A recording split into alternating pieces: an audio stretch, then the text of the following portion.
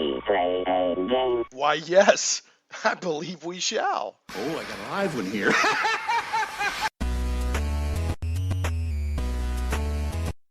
Getting geeky all up in your podcast. It's Shane Plays Geek Talk, a journey into the things we love. I'm your host, Shane Stacks. Thanks so much for pressing play. This week we have returning guest, roughly a year ago, Allan T. Grohe Jr., aka Grodog, joined us, and we talked about many things, including Osric, which is a not open source. What am I? Old school retro clone. It is open OSR source, kind of. Yeah, it's open source. OSR, a version of basically AD&D, and it helped kick off. It contributed to the overall OSR movement that we know, and I very much consider this episode a companion to that we recorded about a year ago. In fact, I just listened to a good bit of that, getting ready to talk to you again, Allan. And I think that was a really good conversation for anybody who's interested into the history of D&D. I mean, you walked across a really, really wide range of really interesting topics for D&D and its history. But one of the things that came up while we were talking a year ago is that how you're a deep fan of the Greyhawk setting, which is, as I'm just going to say now, it's I think it was now Tekabel, the Empire of the Petal Throne, I think was the first setting published by TSR, but that wasn't specifically a D&D setting. That was kind of its own thing, using game, own implementation of D&D, essentially. Right. Yeah. In many ways, Tekabel was the first clone system on some level. Right. Yeah. It's actually heavily modified OD&D. Yeah. Our mutual friend, Victor Raymond, enlightened me to that. So Victor Raymond, of course, heavily involved with Tekabel Foundation, lots of exciting stuff going on over there. Chatting with Victor earlier today. I love Tekabel, and I'll shut up on that now, or I'll take half the episode talking about Tekabel.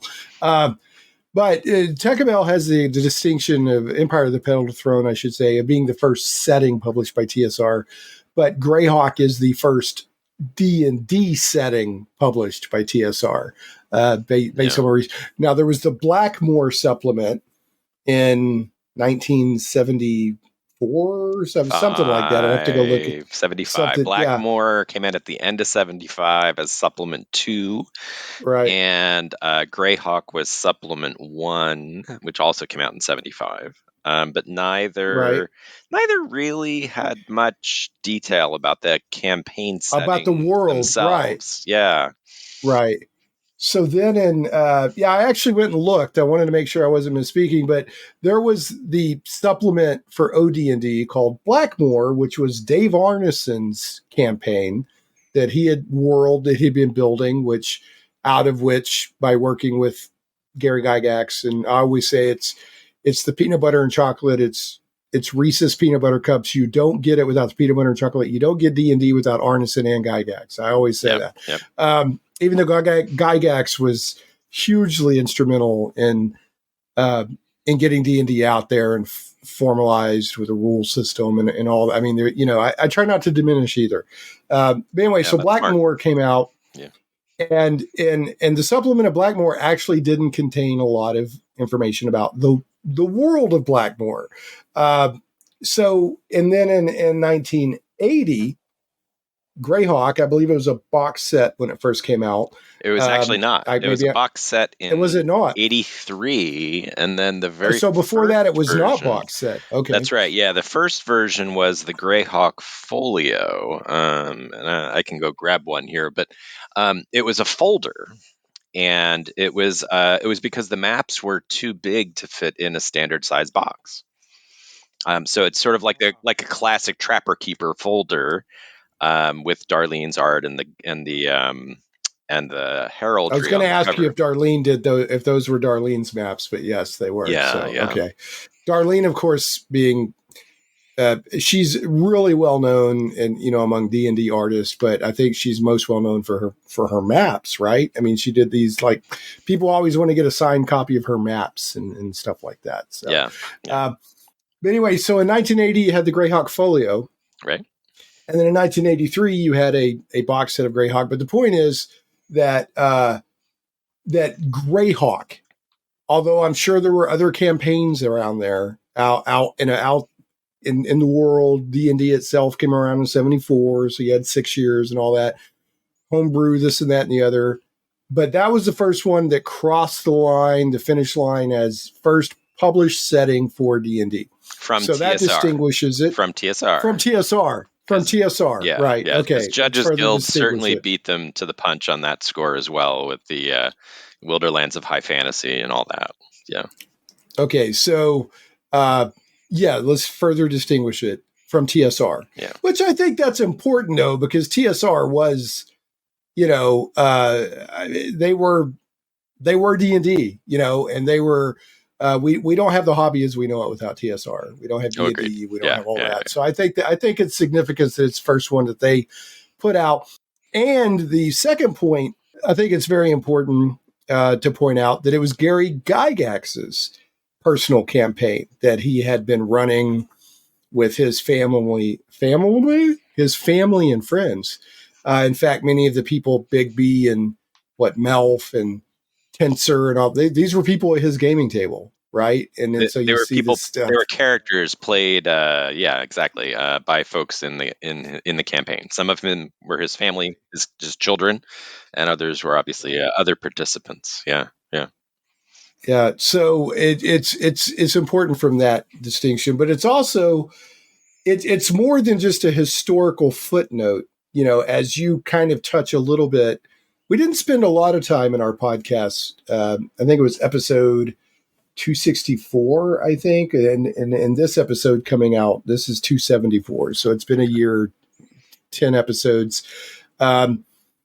You touch on it a little bit in that episode, that it's just a really cool setting in its own right. It's not just a historical footnote. It has a lot of fans. It does a lot of stuff right, a lot of stuff cool. One of the things I like about it that you touched on, and that other people read about, that I've read about other people talking about, is that it's an established setting, but they leave a lot of room for you to fill in your own stuff, which I think is cool. So, and I think so that appeals to, because there's a lot of people they want to homebrew. Right. They're like, I'm not buying something that I'm going to homebrew.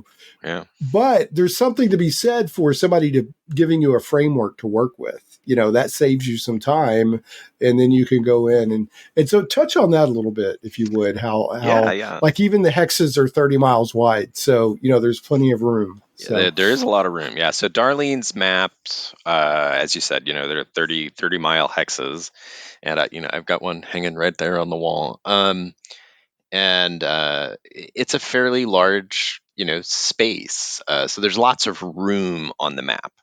And the 30-mile hexes are sort of interesting when you compare it to the Wilderlands of High Fantasy size, because while Judges Guild used larger, physically sized hexes for their hex grid, they were bigger than the hexes on the Darlene maps. The scale on them was smaller. They were 5-mile hexes, which was the standard size Judges Guild used, and that many old school gamers kind of still prefer that 5, or in the OSR 6-mile hex size. So Greyhawk's hexes were 30 miles, and it creates a much larger environment to game in. And there's Greyhawk's built with a lot of space. To play with, to build and fill out and give you room for that home brewing. Wizards, when they did their research for 3rd edition, and they did that big marketing study at the late 1990s, they said, about half of D&D players prefer to homebrew. And then the other half prefer, various settings and stuff like that. So that gives room to kind of accommodate both. Greyhawk is this great kind kind of meet in the middle between building everything from scratch and a kind of a fully imagined for you setting like the Forgotten Realms or Dark Sun or Right. whatever. There's a lot of differences in the volume of material that was published for the various campaign settings they did, but kind of Forgotten Realms is the one that certainly had the most stuff published for it, as not in terms of novels, supplements, adventures, all that stuff. Forgotten Realms, I think and I'm not, we're here to talk about Greyhawk, but I will say for Forgotten Realms, Ed Greenwood worked on that as his personal fantasy world or whatever, even before D&D came. I mean, Right. there was a lot of backstory to it. Then, he brought it to TSR, ended up selling it to TSR. There's been so much added to that. I mean, it's a really well-developed world. There's some interesting lore. It's there's some cool stuff going on. It's not just generic D&D setting, I guess I should say. It's been around long enough. I mean, it's developed some genuine lore and it feels lived in now, and it has real history and all that. So yeah, agreed. And I think Greyhawk has that as well, along with a number of the other settings TSR published over the years. But the kind of going back to your earlier point, the idea that you can take Greyhawk and you can run all the classic first edition modules and stuff in it as a campaign if you want, that's great.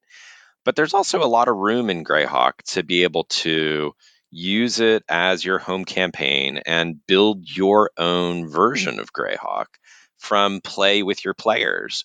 Whether that involves classic modules or doesn't, or you bring some stuff in from another setting, or whatever. Greyhawk kind of it has enough structure to kind of get you started, but not so much detail that you can't kind of still do anything you want with it. So, and that's a lot of what I think the the first edition modules and such really were designed around. They were designed to be modular, so you could plug and play and kind of customize it for your own use. Right. So isn't it sort of implied or assumed, I guess, if not outright said, that like a lot of the early modules were like Village of Hamlet, Temple of Elemental Evil, a lot of were happening. I mean, you could put it wherever you want, but wasn't it kind of assumed, even by some of the references that it was in Greyhawk? Yeah, that's right. So a lot of those classic modules, some were explicitly sort of intrinsically set in Greyhawk, like Hamlet and Temple of Elemental Evil. Others were designed as standalone tournaments or personal campaigns from people at TSR, and then were given homes in Greyhawk and kind of incorporated into the lore of Greyhawk at the time. And that's sort of a creative process is really kind of what D&D does in general. We were talking a little bit about Norse mythology, before we started recording, and Norse mythology was part of the original set of gods in Greyhawk, Right. before the Greyhawk Pantheons got published in Dragon Magazine and later in the 1983 box set. So that it's kind of just part and parcel with the game. You kind of pull the parts of fantasy or mythology that you like in and kind of run with them. So I'm trying to think some of the Greyhawk Pantheon. I know there's St. Cuthbert. Who else do we have in the Greyhawk Pantheons? Can you think of me off the top of your head? Yeah, so like in this kind of the scope of the Temple of Elemental Evil, you've got St. Cuthbert as the force of good who helped to Right. shut down and destroy the Temple of Elemental Evil, which is why it's ruined in the adventure when you're exploring it. And then supporting the temple were two forces of evil. One was Eaz the Old, who has his own land, so he's sort of kind of your Greyhawk equivalent of Sauron in some way. And then Eaz's partner was the demoness Zugtmoy, demon queen of fungi. And together they concocted the cult of elemental evil, which then formed the basis for all the bad guys in those modules. And Zuktmoy is now firmly in the group of demon lords in the Forgotten Realms. Yes. And there's planes hopping. There are various characters and deities that planes hop. So. Yeah, and Iaz himself has demonic heritage. In the original publication for him, it wasn't necessarily defined explicitly by Gary who Iaz's parents were, but in the novels that he wrote for Gord the Rogue, it became revealed that Iaz's father was the demon lord Grotst, and his mother was Igwilv. So lots of demons running around on Greyhawk. You're just rattling this stuff off without even looking it up, man. You're like a walking record of Greyhawk. So, but yeah, I remember the first time I ever heard Greyhawk mentioned, I was pretty young. There was, so I lived on an Air Force base for a while as a kid, and we lived in duplexes. If, the enlisted housing was duplexes. So you had one house split into two, and you had people on either side, and there was this guy, a teenager that lived next door, and he had this, those old T-shirts from like the 70s and the 80s that it was just like letters that you ironed on. It wasn't cool design or anything. It said a D&D fanatic, and I spent a long time puzzling out, does that mean a D&D fanatic, or advanced D&D fanatic? I never could. In my head, I was always trying to figure out what he was trying to say. But anyway, I think it was a D&D fanatic, if memory serves. But I spent way too much brain power trying to puzzle through that shirt. But at some time, I was over at their duplex, their side of the house, and he is one of those guys that was all ate up with D&D in high school. I mean, it was his whole life, and I think he was the first person to ever tell me about the deck of many things and all that. But he told me, he goes, no. He goes, where does D&D happen? I was like, well, it's just fantasy world, and he goes, no, it's in Greyhawk, man. And he was telling me about Greyhawk and all this stuff. And I was like, whoa. And that just sounded so crazy to me that D&D had an actual world, the name of the world and all that. I mean, that shows you how long ago that was. So that was my, I guess, if you could call it, introduction to Greyhawk. That's great. That, no, man, that's where D&D happens, man. And this guy was like, what was that? The dude from Stranger Things, the Hellfire Club t-shirt guy. Yeah. I mean, he was like that, man. So that's great. That was the first time I ever heard of Greyhawk, and I was like, oh. And then over the years, of course, I've come to know it more and more. I've never played a campaign in Greyhawk, other than adventures that are basically already there. But how would you describe the feel of Greyhawk? Right? Yeah. Well, so Greyhawk's interesting. I think you can, on the one hand, you can play anything in Greyhawk and make it Greyhawk. So you can take your favorite adventure from the Forgotten Realms and kind of give it a home in Greyhawk that fits. You can file the serial numbers off and change the gods and whatever, and it'll work. You can homebrew your stuff in it, obviously as well, and I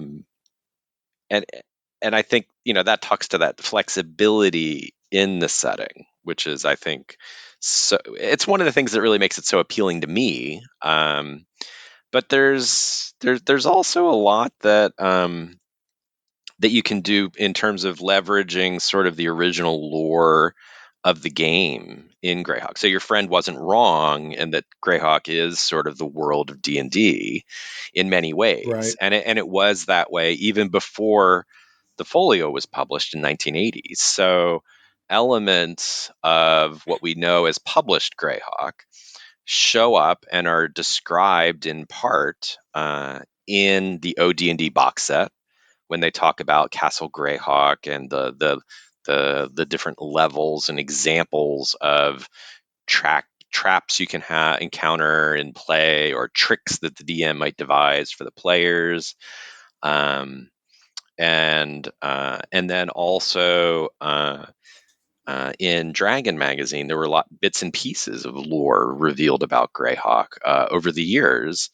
And then as sort of, through the beauty and wonder of the internet, and sort of access to better research tools and capabilities than just the old Reader's Digest books that are a periodic guide to Reader's Guide to Periodic Literature. From you'd look stuff up in the libraries and print back in the day. They weren't indexing old war games and stuff. So they didn't know that Gary wrote some short stories in these wargaming magazines in the early 1970s to help promote D&D, and they were describing adventures in Greyhawk. So the lore of kind of Greyhawk in many ways is the lore of D&D. The artifacts and relics that were first introduced in Eldritch Wizardry in 1976 in Supplement 3 are described in the Dungeon Master's Guide. And in some cases, there's like extra information that's different between what's in Eldritch Wizardry and what's in the Dungeon Master's Guide. So in the Dungeon Master's Guide, describing the Codex of the Infinite Planes, how it was lost at the sinking of the Isles of Woe beneath the waves of the Nur Dive, the Lake of Unknown Depths. That's all core Greyhawk lore. But we didn't know it was Greyhawk, other than sometimes where Gary would say, "Hey, see the World of Greyhawk setting," which hadn't been published yet, but was coming. So I think I lost the thread of what your question was, actually. Well, I'll just say, like, what is it? Well, my question is, what do we? How would you describe the tone or feel of the setting? But I want to back up a little bit and touch on something you just brought up. So, were you anticipating Greyhawk? Were you like, oh, they're teasing this Greyhawk sitting? I can't wait to. No. I mean, was this something that the gaming?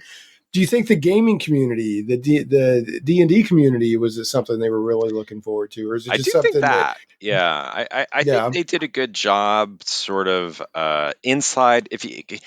It's really hard to imagine the smallness of the role-playing game market in the 1970s compared to what it is now, and the sort of lack of awareness, in particular before the big disappearance publicity thing with Egbert getting in the steam tunnels and all that stuff.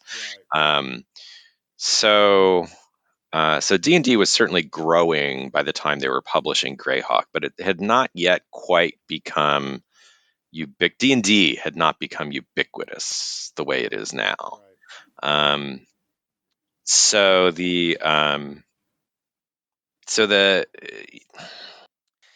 So I think fans were looking forward to it, but the number of fans who were out there who read the Dragon, which is what Dragon magazine was called originally, and who would be a smaller group than what people who know D&D in 1985 by orders of magnitude. And then the number of people who read these wargaming zines that Gary was publishing these short stories in was even smaller. They were like subscription bases of 100, 200, 300 people. Maybe there were more, but they were still not a lot in comparison to what we know from Dragon magazine's heyday, for example, where they were subscribers, where there were 120,000 subscribers in a year and more, growing over time. And so, right. So I think there was anticipation for Greyhawk, but it would still be a much different level of anticipation than what people would look forward to stuff now. So it doesn't sound like people were clamoring for we want a setting from TSR. I mean, it's yeah. I think that's fair. Yeah, I mean that's certainly my impression. Now, take that with a grain of salt, because I started playing D&D in 1977. I was 7 years old, so Right. I True. didn't. Yeah. I didn't know anything about Dragon Magazine except that it was mentioned eventually in the Dungeon Master's Guide, or at the back of the Player's Handbook where you can, get stuff and whatnot. So That's fair. I Yeah. was not anticipating Greyhawk. I didn't know Greyhawk existed except through the little mentions in the books, and I didn't pick up my first edition books until 1980. Um, and at that point, when you're reading the Dungeon Master's Guide cover to cover, as one does as a small child, Right. Yeah. I mean, obviously. I mean, you, that's as American as baseball and apple pie. yeah, At 10 years old, you get your Dungeon Master's Guide and you read it cover to cover. yeah, exactly. But I got that was my first exposure to Greyhawk was the DMG and the Player's Handbook and such. Right. And then I would go back and try to find information once I discovered Dragon Magazine, which was fairly soon thereafter, and try to find old issues with Greyhawk lore and stuff in them. But I certainly didn't know Greyhawk. The world of Greyhawk was coming. I didn't know that. I was not, anticipating it, as some people probably were, certainly. But I just don't know what the I real gotcha. anticipation was in the marketplace for it. So zooming in on the setting itself, like I feel like a lot of times when people think of Greyhawk, if they're not super familiar with it, they think of, I mean, there's that wonderful piece of art on the box set from 83 or whatever, Yep. Where it's got the knight charging across the field with the pennant on his lance. And Yep. yeah, exactly that right there. Yeah. And then you got the castle in the background. And then you've got, when you look up if you just type in Greyhawk and get your image results, there's a lot of artwork like that, this sort of chivalric knights, this, that, and the other. But I don't think that, I mean, Greyhawk is it's multifaceted. I mean, it's an adventure world with lots of different kinds of adventure. It's not King Arthur, which is kind of what that would make you think it might be. Right. But they've continued that, like a lot of the art continued that kind of feel. But it's much more of a, I hate to say standard. What is the word I'm trying to look? It's a fantasy world that has a lot of different types of societies and adventure in it. Yeah, I think it's not just chivalry. Yeah. I would say Greyhawk is kind of more. I mean, some people say Greyhawk's not high fantasy, and I don't think you can have all the artifacts and relics of the Dungeon Master's Guide in your world and not be high fantasy. It is high fantasy, but it's not just high fantasy. You've got your really strong pulp roots with an old school swords and sorcery. So, Cthulhu gods are in Greyhawk in the original campaign, alongside Crom from Howard, or the Norse gods from Norse mythology, and Zeus from Greek mythology and stuff. So, in many ways, Greyhawk was a sort of a smorgasbord that the game itself is in that way. But yeah, from a tone and feel, I mean, I think of Greyhawk as sort of you can play adventures or campaigns that have very different feels, vibes of play from each other, but still be Greyhawk. So you could run a high chivalric Knights of the Round Table-ish kind of game using some of the knightly orders if that's what you want to do, and you can be kind of doing the the Crusade of Good against Iaz coming out of Furiandi or somewhere like that if you want. At the same time, you can have a very Lankmar-like, Fritz Lieber-inspired, gritty thieves campaign set in the city of Greyhawk or its rival city Divers or something like that. In fact, the the main character from Gary Gygax's Greyhawk novels was a Gord the Rogue. Yep. It was a thief. Yeah. Right. And if you read, I think I've read this was Saga of wherever the first one was. Saga of Old City. Yep. Saga of Old. That doesn't feel like chivalry knights at all. That feels like more of a grittier, like you said, Lankmar kind of adventure. So I think he wrote like 5? How many? He wrote a few books. Wrote several. 1, 2, 3, 4, 5, 6, 7, I guess. Yeah, 2 with TSR and then 5 5 with New Infinities. Yeah. So how many of them had Gord? I know they were all Gord. Yeah.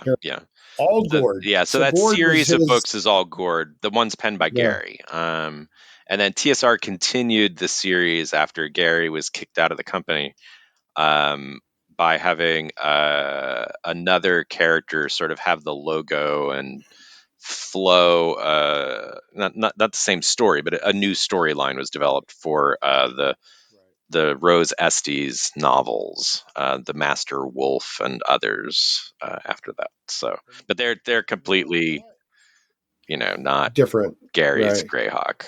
Yeah. Right. And then they did Greyhawk Classic, where they had people novelize classic adventures like White Plume Mountain. Yeah, and Tomb of the Paul Kidd ones are very good. Yeah. Yeah, they did Tomb of Horrors. They did Temple of Elemental Evil. They did Against the Keep Giants. Keep on the Borderlands. Against the Giants, yeah. My 3 favorite of those, I think it's Paul Kidd was the author. There was White Plume Mountain, Queen of the Demon Web Pits, and those were a good mix of like somebody who genuinely loves D&D, like classic D&D, but there's also a lot of humor in them as well. So I don't know if you ever read them, but I haven't read those ones yet. I've got a few of them. I don't think I have all of them. That's one of the nice things about Greyhawk. There is enough stuff that you can keep you occupied for quite a long time. But I did read Tomb of Horrors by Keith Strom, which I really enjoy. I've read that one twice. Yeah, that one I really wish that in that story he spends a lot of time kind of getting to the tomb. Yeah, I agree. That's my only critique is that it's like the tomb feels abbreviated because he spent so much time setting up. Why are they going to the tomb? Yeah. I loved all the stuff he did leading up to the tomb, the omens and things that they were kind of experiencing on the way and whatnot. That was great. And then the tomb was so abbreviated in comparison. It's kind of like it felt like it should have been 2 books. Maybe that's what they said. No, you got to do this in 1 book after he was doing 2 books. Who knows? But the main thing I remember from that one is obviously they were in the tomb, which I never get tired of the Tomb of Horrors. Tomb of Horrors and White Plume Mountain, the quote unquote funhouse dungeons that don't make any sense. It's just challenge the players. Right. I never get tired of those. I just love the whole feel of them. But yeah, there was, you had remembered the name of the author. I couldn't remember off the top of my head, but he had worked in a like classic AD&D style monk as one of the bad guys. I don't know if you remember that. Oh, yeah. And I love that, and so I really liked that a lot. I mean, that's what's cool about those novels. They're very evocative of, I don't know, nostalgia or just what D&D quote unquote used to feel like to me, I guess. I don't know. I don't know if I'm putting it right. So, anyway, if you ever read the Paul Kidd novels, I definitely recommend those. They're very good. So I'll definitely take a look. I've got a few on my reading pile. So I can make sure one of them makes their way in there, I'm sure. Yeah, I enjoy it. I mean, they do. He works in like all the crazy stuff that players do at the table. His main characters will do with like completely loopholing and using the portable hole in some way it should never be used for, but you can't really object, right? I mean, he's going on some adventure. He gets put on the main guy gets put on an adventure with some other people. And he's like, oh, great. Here comes the guy with the 10-foot pole, like making fun of him and stuff like that. Like he's going to be the pocket. He's going to be that guy who checks every 10 feet in front of you. Every whole thing. Right. Yeah. So anyway. That's all right. fun. So anyway, moving on. Yeah, that was kind of the one of the things I wanted to get across, because until I really look into Greyhawk, I would have just assumed it was King Arthur type fantasy, because of that. Because sometimes box art or fantasy art becomes so iconic it can work against you, right? Because that is that, like, people misuse iconic these days a lot when they really mean something else. They'll say this is iconic or that's iconic, and iconic means it represents something else. You immediately think of something else when you see that.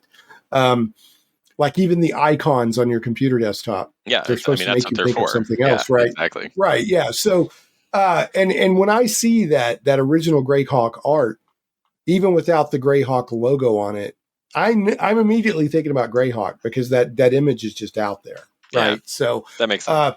but I don't think it's great art, but I don't think it represents well what Greyhawk is. So, and I bought the like I said, I've got a copy of the box set, or I did at one point. I remember I was reading through it, and it's very, like you said, it's this is the 83 version. I know they've done other versions since then, where like page after page after page, it's almost an atlas. It'll be like the Grand Duchy of this or that, and it's just a couple of paragraphs telling you about it, and then it moves on to the next area, and then so there's plenty of room to do whatever you want with it. Yeah, It I mean, doesn't. each It's just country gets a little stat block, right, and exactly. then there's Yeah, a like little write up. Yeah, 1 to 3 paragraphs of history about most of them. Some of them are a little bit longer, like the Greyhawk one itself, but most of them are pretty short.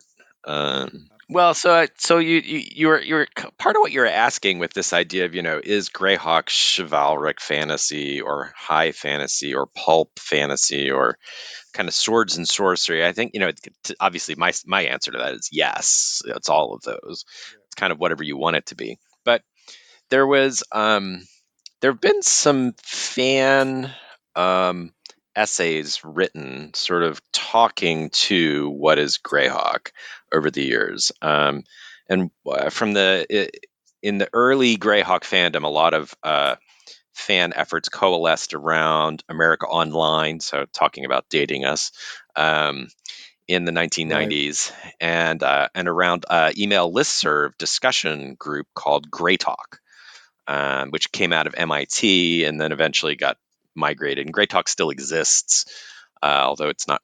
I think it's still technically the listserv still exists, but it's basically migrated into Discord forums and Cannon Fire fan forums and stuff like that. But in any event, there was an essay written by one of the Greyhawk fans in the late 1990s, who no one knows who it is because everybody was still just online usernames back in the day, and it was written by somebody named Nitescreed, and they wrote a piece called "The Grey and the Hawk," and it was kind of positioning Greyhawk against the Forgotten Realms. And this was sort of historically, this is in a time when Greyhawk had not yet been revived at the end of the 1990s through the Paul Kidd novels, the 25th anniversary Greyhawk publications, Greyhawk: The Adventure Begins by Roger Moore, etc. So this was sort of there was a lot of Greyhawk advocacy among online fans trying to get Greyhawk back, and there was a lot of anticipation when Greyhawk was finally coming back. At that time, I know that much at least from being involved in it in that era. But so at that time there was anticipation. There was People were quite a bit. anticipating, right? Yeah, and there was a lot of anticipation for Greyhawk products once it was established as a setting. Temple of Elemental Evil was intended to come out in like 1980 or 1981, and it didn't come out till 1985. So there was a lot of pent up demand for the Temple of Elemental Evil, which was originally supposed to be T2, the sequel to the Village of Hamlet. And then when it was published finally, it was T1 through 4, the big super module. But so I have to, just because I don't want to forget to ask later, and I know you're talking about a moment in time when Greyhawk was kind of coming back. Temple of Elemental Evil is held up as one of the big ding dong daddy modules of D&D, not quite to the level of Tomb of Horrors or something like that, but certainly well known, well regarded, well remembered, referenced a lot. Do you feel that it lived up to the, when it came out, or were you still too kind of too young to know what the expectation was versus what got delivered? Well, I think I was, let's see, it came out in 85, so I was, what, 15, 16? I certainly wasn't very critically aware of TSR publications at that point. I didn't have a perspective to look back on them. I certainly didn't have any literary training yet, all that good stuff. But I bought it. I bought most things TSR published back in the day, kind of sight unseen if they caught my eye. Even then, though, it was still a matter of, what was carried by your friendly local game store, or what did you read about in Dragon Magazine if you were a subscriber?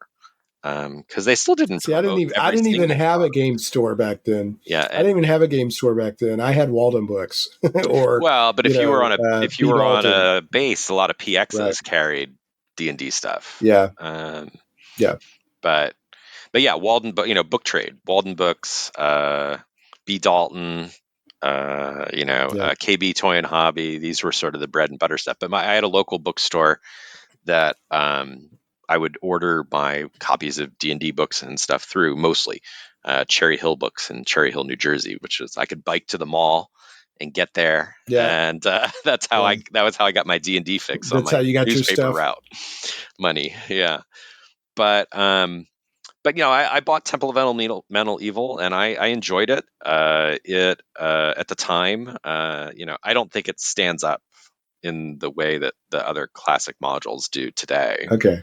It was still a pretty ambitious story, though. I mean, you had the 4 different factions and this and that and the other, and then I think it was a great set of ideas. It just was kind of the execution just wasn't, I think, what it could have been. Like, if you could remake Temple of Elemental Evil today, knowing they did do Return, I think. Yeah, and that's a kind of a separate beast too. I mean, again, interesting stuff in that too, but not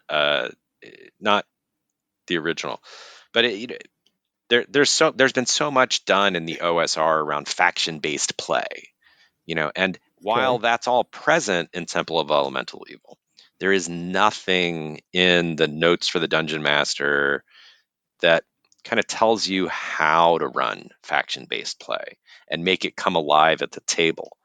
And yeah, because you had 4 different, basically, cults under one kind of uber really cult, 5. Right? Yeah, exactly. 5, yeah, because you've got your 4 for each of the elemental temples, and then you've got your sort of overall elemental evil cult, or you've got the kind of or you've got the secret cult behind it all with Iaz and Zugtmoy, So, yeah.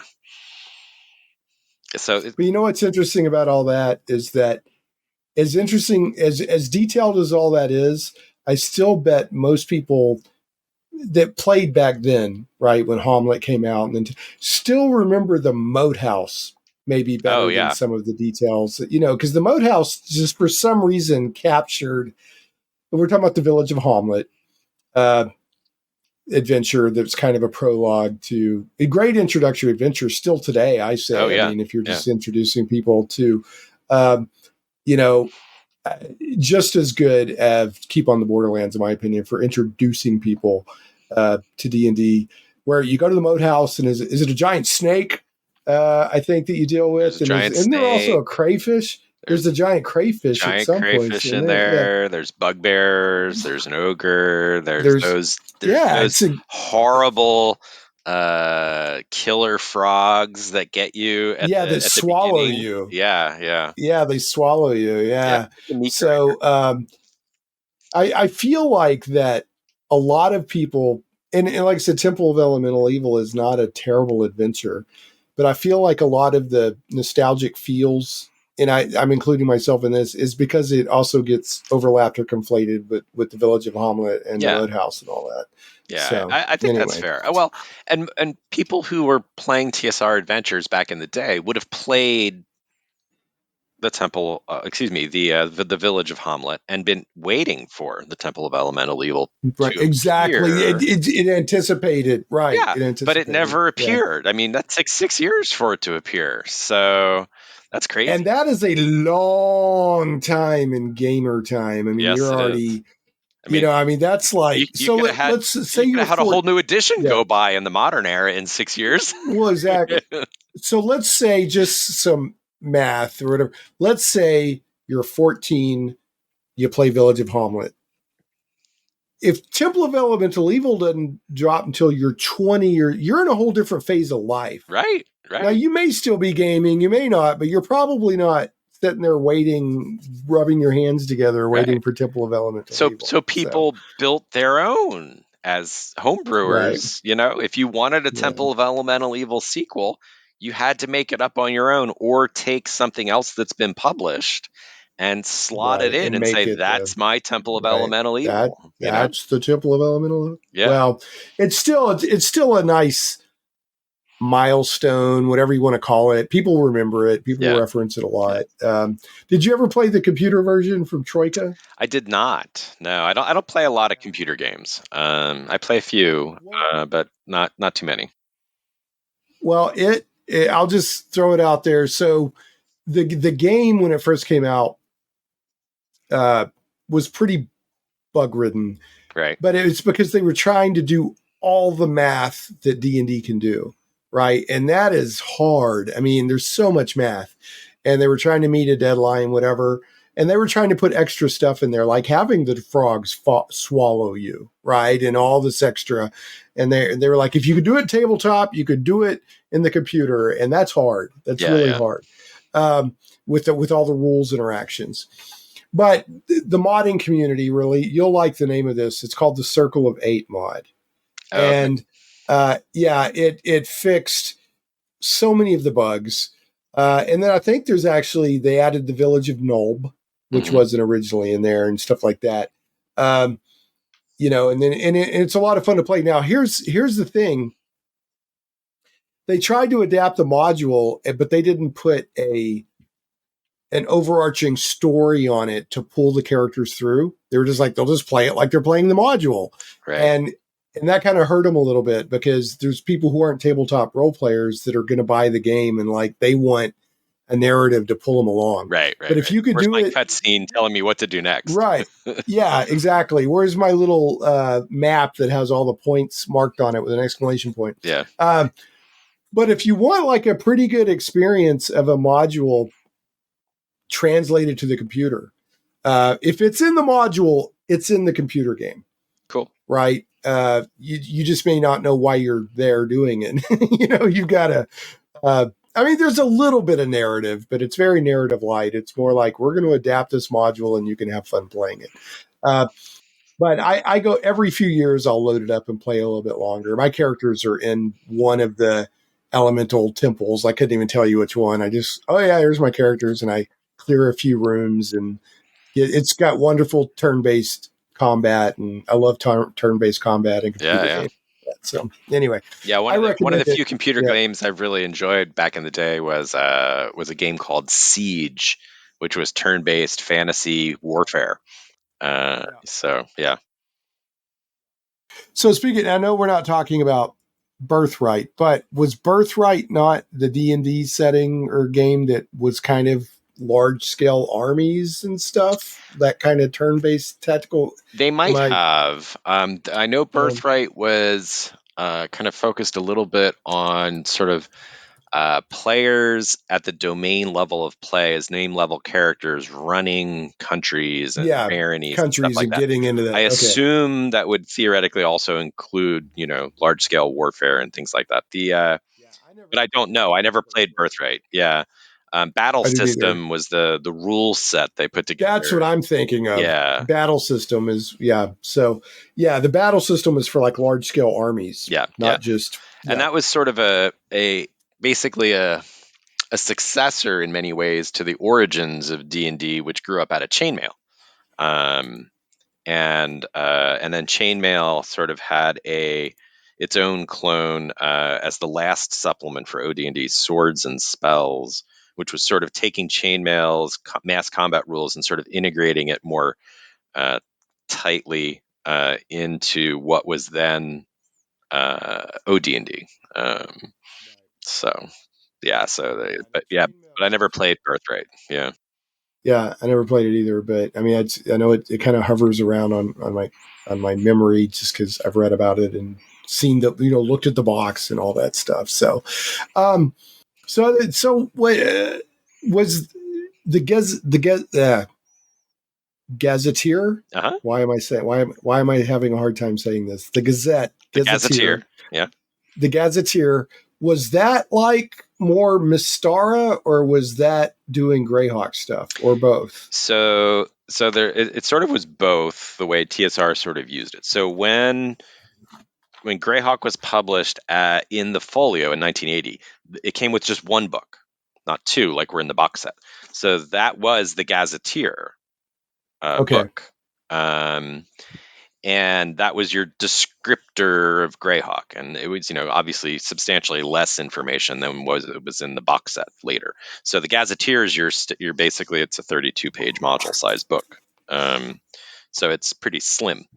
When Greyhawk was republished and expanded with the box set, it got broken up into two books. The Gazetteer content mostly went into the guide, which is the 80-page book. And then there was additional material added to it for the gods of Greyhawk and stuff like that. And then the second book that was published was the Glassography, which kind of has all the encounter tables in it, the weather in the world of Greyhawk information, data around the rulers, stats for the gods, things like that, kind of more DM-ish stuff in many ways. And that was, I think, a 48-page book, but my Gazetteer doesn't seem to be right at hand, but I think it was 48-ish anyway. So there's quite a bit more material in the box set later. And then Mystara took the term Gazetteer, and then when they were building out what was formerly known as the known world in the X1 adventures, and which first detailed the wilderness of the known world setting, which was all work that was out of Lawrence Schick and Tom Moldvay's homebrew campaign for D&D back in Akron, Ohio. The known world eventually got expanded later. It got a name, so it got called Mystara. And then they began to publish these Gazetteer modules, and they did at least 10 or 12, between 10 and 15 of them. That covered each country or region. They had some additional box sets, I think, for them in that era of that setting as well. So that was a really long answer about the word Gazetteer. Sorry. No, it's I mean, because there for a while TSR was publishing almost a periodical called the Gazetteer or something, if I remember, or fairly routine. They had these Gazetteer installments or something, and it was almost like a travel guide or something. I don't know. I think Bruce Hurd had a series of articles or adventures, and I don't remember which. It might have been both, in Dragon and or Dungeon, that were kind of travel log articles exploring Mystara. And I think, let me look it up, but I think that maybe those are what you're thinking of, because the Gazetteer adventures were sort of more, they were regional source books, and they were module, like, they had a cardstock cover, and they were written by a variety of different people. But you might be thinking of the I think that's what I'm thinking of. The pieces by Bruce. Let me see what the Dragon Dex has to say, because if it's not in the Dragon Dex, then that means they were published in Dungeon. So this is one of the great things about living in this day and age, because somebody has put together a comprehensive index of all the content in Dragon Magazine, the Dragon Dex, and you can go out and just kind of look for it by a variety of different sets of metadata. In this case, I'm just looking to see what Bruce Hurd wrote in Dragon. So he had the Known World Grimoire, a series of articles, and then the Voyage of the Princess arc, which was, I think, a travelogue series also. So it could be either of those maybe that are what you're thinking of. Yeah, probably. Thanks for that distinction. All right, so it's kind of here. I was kind of looking at Greyhawk's Wikipedia page because Wikipedia is can never be wrong or anything like that, and we must consult it like an oracle. Do you ever watch Fraggle Rock when they'd go talk to the Oh trash heap? yeah, Fraggle Rock was awesome. Yeah, the great and mighty trash heap. So it was talking about I thought that this might be I don't know, kind of helpful, talking about what the tone of Greyhawk was. And it was kind of getting to Gygax's. Yeah. So Gygax's goal with Greyhawk, and I'm reading this word for word from Wikipedia, so take it with a grain of salt. It says Gygax set out to create a fractious, talking about factions and this and that, but fractious, it's a world at war with itself in many ways, where chaos and evil were in the ascendant and courageous champions would be needed. And so I am not saying that it's Lord of the Rings, okay, but it's that there's that kind of like evil's on the rise and heroes are needed. It's not just we're sitting around and we're bored, let's go find some adventure, right? I mean, this is kind of how he staged it and then let it, and then said, okay, let's get going. And then, so if somebody else wants to play Greyhawk differently, they can. Okay. I'm just saying that's kind of how Gary presented it. Whereas like there's bad things going on out there and it's not just about let's get the gold out of the dungeon. Like there's bad stuff happening. We have to do something about this. Yeah. And then, to support it, he wrote an outline with thousands of years of history, to the campaign. And then, like you said, you've got all these countries and regions and this and that and the other. And then this I've never quite understood with Greyhawk. Maybe you can help me understand the Flaness. Mm-hmm. Is that just a generic name for the world? What is the Flaness? No. Okay. So I'm just making a quick note about evil ascendant, so we can come back to that. So the Flaness is sort of in short, it's the area of Greyhawk, the subcontinent depicted on Darlene's map. So the Flaness is named after the Flan, who are one of the human cultures that are one of the original settlers of that region.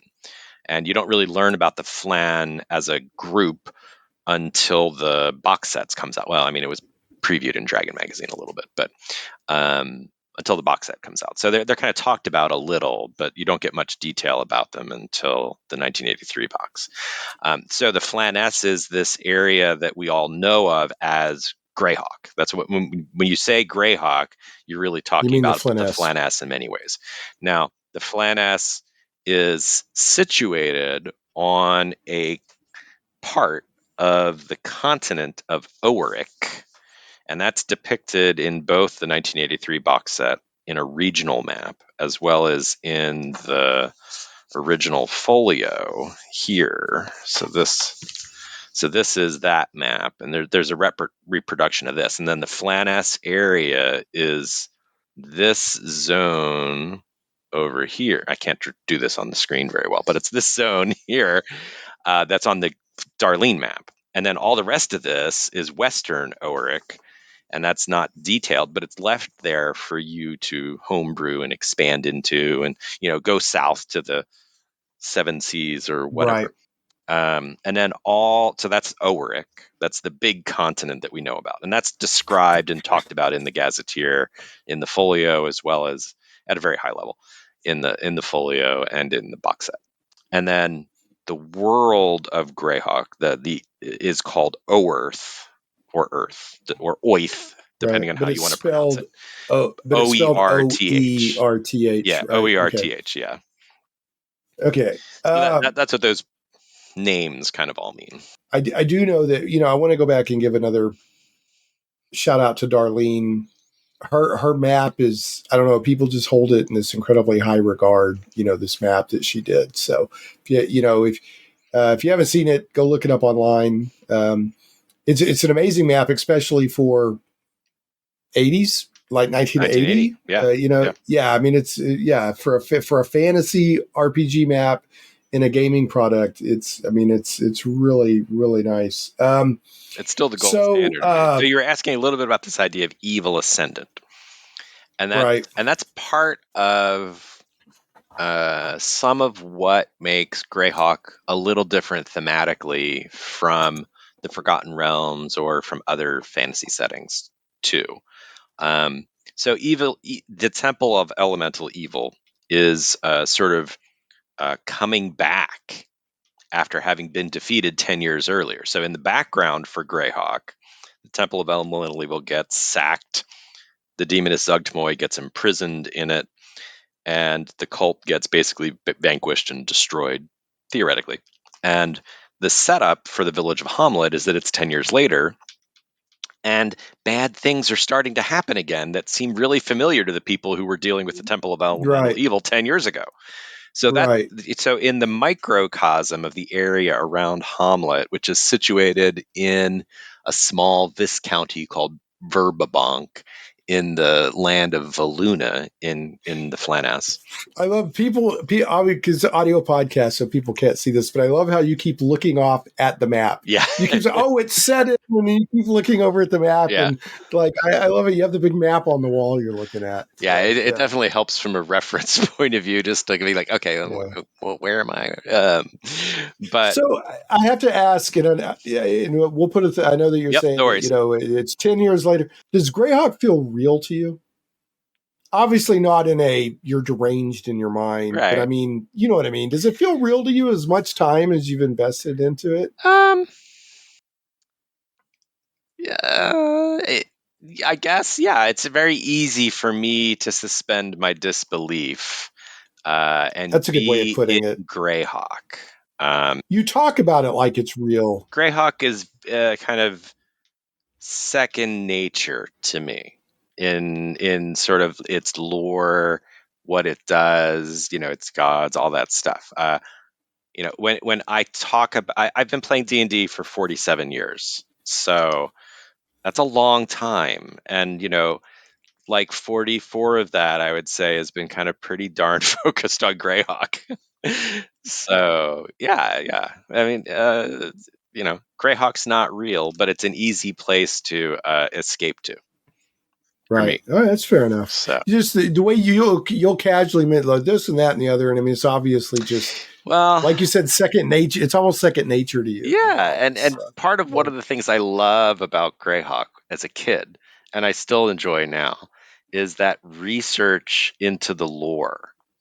And it's that, when I was little, it was actually tracking down an old Dragon magazine that had a Greyhawk article in it, like Dragon number 37, for the first time, and getting to read the army composition of Lord Robelar and Iraq's cousin and Mordenkainen and Bigby.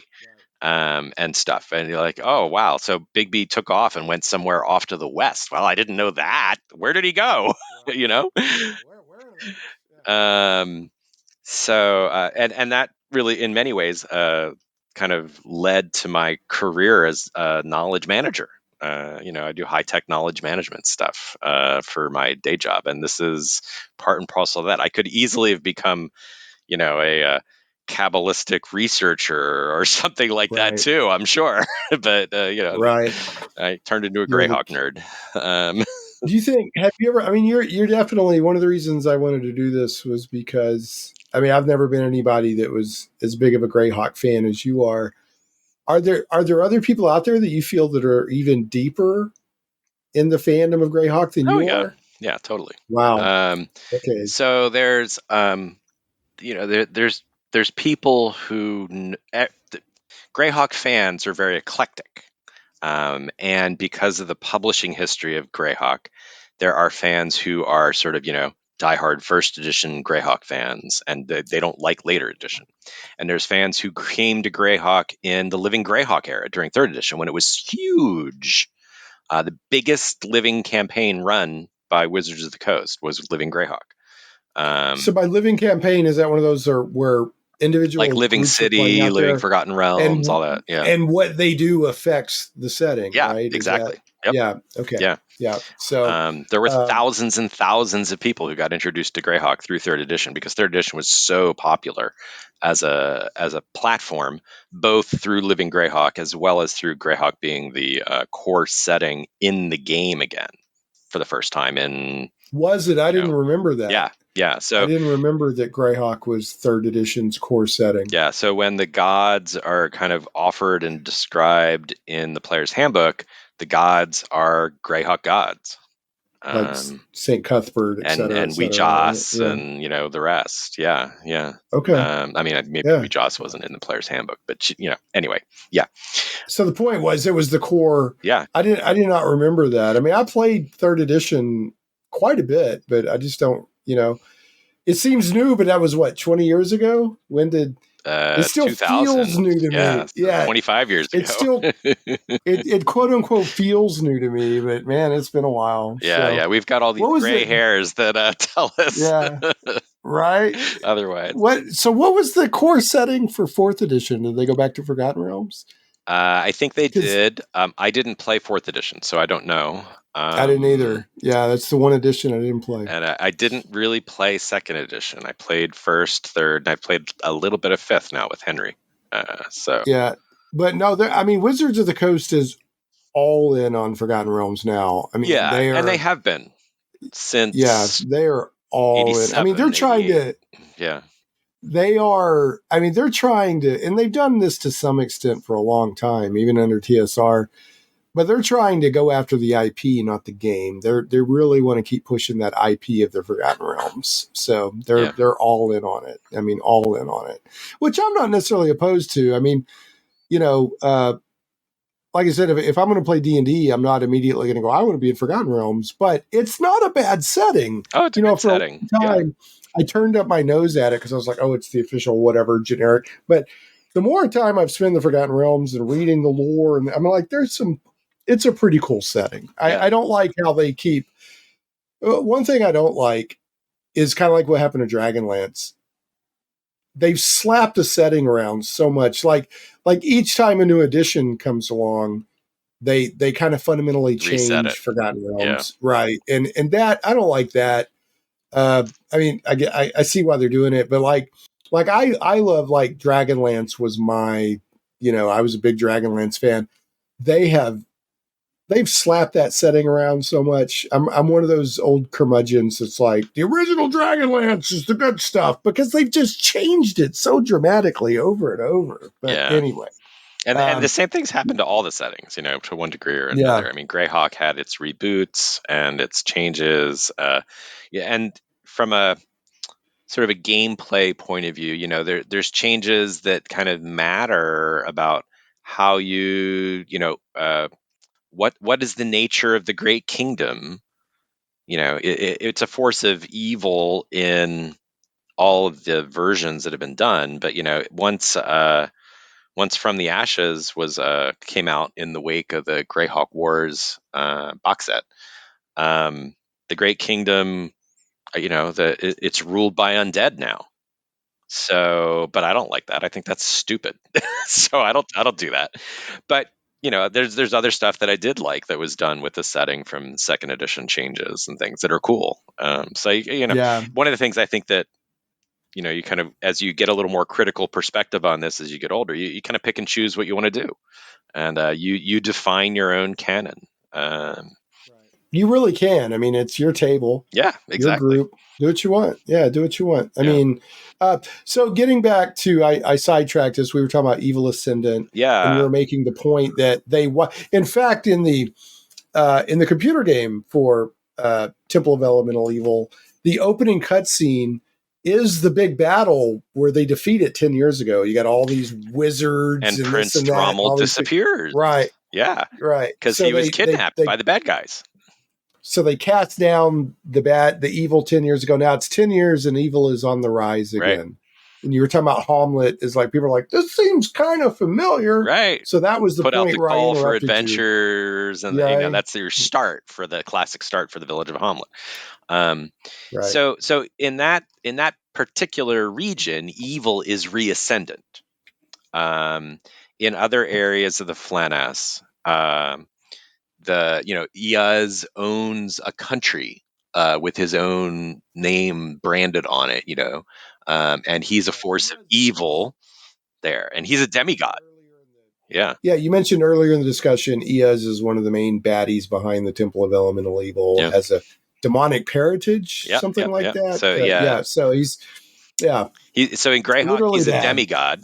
So Right. he's powerful, but in the lore later, it's revealed that he's a child of Igwilv, who's this evil archmage. She conjured and bound the demon prince Grotst in Lost Caverns of Sajkanth, which is one of the classic adventures published and written by Right. Gary. And then she fathers Iaz, with him. Right. So again, we have this wonderful lived-in setting. Yeah. Right. I mean, it's got all this. It's lived in. It feels like history. Genuine history. It's got people. Yeah, it's got like movers and shakers and flavors and stuff. So this idea of evil ascendant is not, it can be very local around Hamlet. Evil is reascendant in the cult of the Temple of Elemental Evil. It can be kind of more national around the idea of, Iaz as a evil demigod rules this area of the Flanas. There's another evil country called the Horn Society. The Great Kingdom is sort of now evil in whatever way you want to, whether that's ruled by undead or from second edition, or it's just, they're all crazy and, driven insane by demons in first edition. And so evil can, very much be ascendant, and that's part of the set of distinguishing criteria that were sort of codified in this essay, The Grey and the Hawk, by Nitescreed back in the day. Evil is on the rise, but fighting against it is not just people who are good, but in Greyhawk there's this idea of militant neutrality, balanced neutrality, neutral as not a namby-pamby, not picking good and evil, law and chaos kind of non-choice, but active neutrality. And if you kind of delve, like, I'm not going to let either other side I'm not going to let good get too strong. I'm not going to let bad get because too they're strong. equally bad in the grand scheme of things. Okay. Okay. Interesting. That from the neutral person standpoint, yes, is that what you're saying? Yes, Yeah, exactly. Okay. All right. Yeah. It's just as bad to have chaotic evil demons running around ruling the world as it is lawful good angels, from a neutral standpoint. Right. Greyhawk. Because So, well, and that, kind of zeroing back on, back to this Wikipedia page on Greyhawk, going back to Gary Gygax, he wanted to create this rich, like, there's all kinds of different regions and countries and this and that and the other. But it does say that for the same reason he had created a variety of geographical, political, and racial settings, which I think, again, was pretty advanced for late 70s, early 80s. Yeah. To have a rich tapestry of a world like that. It's an American melting pot in many ways. Right, exactly. Yeah. I mean, it's a rich setting. It's not Dark Sun, or it's not, and I'm not down with Dark Sun, but I'm saying there's not just one overarching thesis. It's not a one-trick pony. Right. Yeah. Right. But in addition to creating geographical, political, and racial settings. He also strove to create a world with some good, some evil, and some undecided areas. Says he felt that some players would be happiest playing mainly in a good country and fighting the evil that arose to threaten it. Others might want to be part of an evil country, and then still others might take a neutral stance and simply try to collect gold and treasure from both sides, which is slightly different from what you were saying. Is like some people are like, no, I'm not letting good or evil, either one of you, get too much influence. So, so since we're talking about this, here's a question, and I'm not trying to.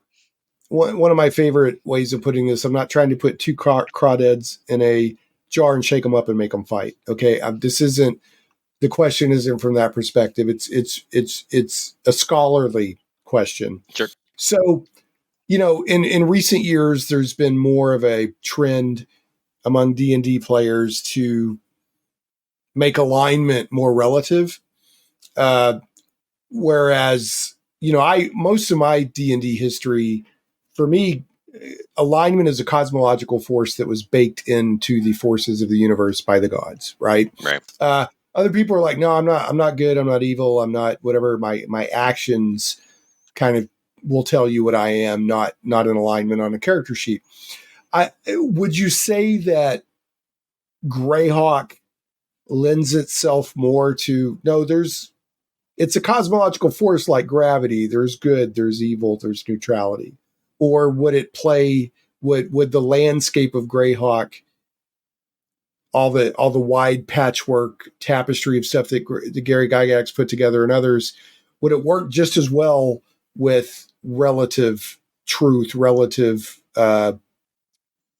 alignment?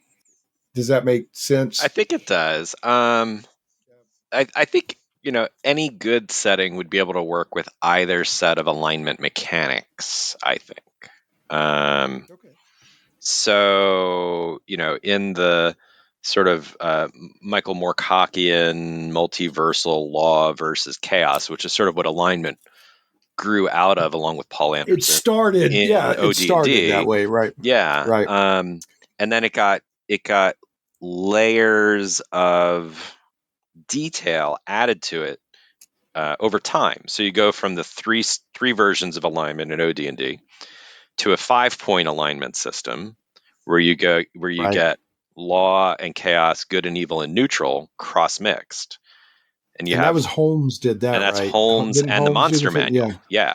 So you've got lawful good, chaotic evil, lawful evil, chaotic good, and you've got neutral, and then you've got some little bit of gradation of flavor on alignment across that in Holmes and the Monster Manual when it's first published. And then with the Player's Handbook, you get the full 9-point alignment system for lawful good, lawful evil, lawful neutral, et cetera, down the line. But Which I've always been extremely comfortable with that system. Yeah, but not everybody is. So yeah, and then there's even gradations of that as you start to see the development of the multiverse for D&D and the Great Wheel, where you get planar descriptions that kind of give you an idea of what that alignment system is supposed to kind of mean when you talk about judging a player character's actions on an alignment graph, like Gary kind of described it in some of the articles in Dragon. So when you look at the description for a place like Gehenna, which is an evil plane next to hell, it's called the Nether Plane. Where did Gehenna go? 21. The furnaces of Gehenna are of lawful evil neutrals. It should actually be evil lawful neutrals, but that's neither here nor there. And when you look at something like Gladsheim, which is a chaotic plane close to chaotic good, it's the chaotic good neutrals. So you get even more gradation, and you see some of that in the gods alignments in the world of Greyhawk as well.